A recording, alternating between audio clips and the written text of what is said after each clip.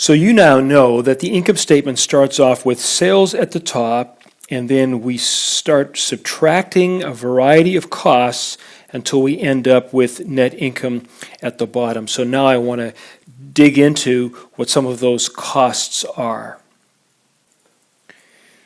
So here you actually see a heading called expenses, and then underneath a variety of expenses. But you'll also see here we have a special line called cost of goods sold, and this is a special kind of expense. It relates to sales.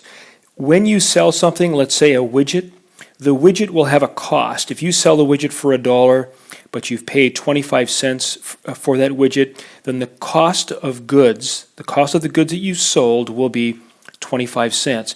If you sell 100 widgets at $1 each, then you'll have $100 in revenue, and 25 cents a widget times 100 of those is equal to $25 of cost of goods sold. If you sell time by the hour, for example, if you're a lawyer or a web designer or an accountant, then your cost of goods sold will be equal to the labor cost associated with whoever's charging that hour. So if you're charging $50 an hour for some web design and you pay yourself $20 an hour, then your cost of goods sold would be $20 an hour.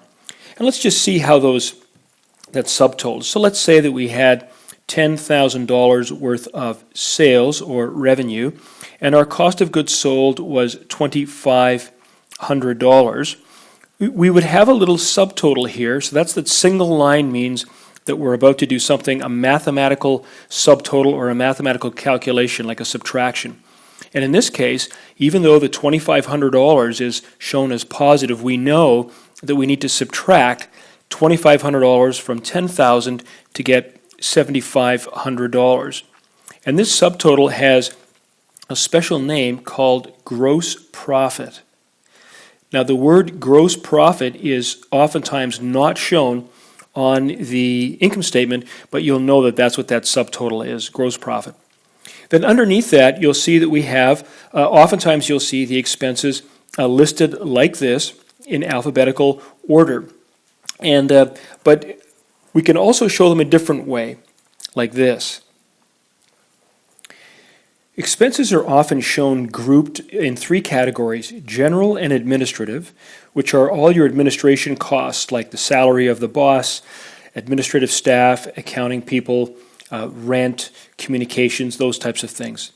Research and development are exactly that, all the costs and overhead associated with the people who are doing your research and product development. Sales and marketing, similarly, all the costs and overhead associated with the salaries of the people who do your sales, marketing, and your sales and marketing related campaigns. Let's just show you what happens when we add some numbers in here. Let's say that general and administrative for the month was $3,000 in costs, research and development was $2,000, and sales and marketing was $1,000. What we would do here is we would total these. Subtotal of 3, 2, and 1 is equal to $6,000. And then what we would do is we would take the $7,500 of gross profit and we would subtract $6,000 from it, and we end up with another special subtotal, so that would be 1,500. And that special subtotal has a very complicated name, which we'll get to in the next video. And you thought this stuff would be boring.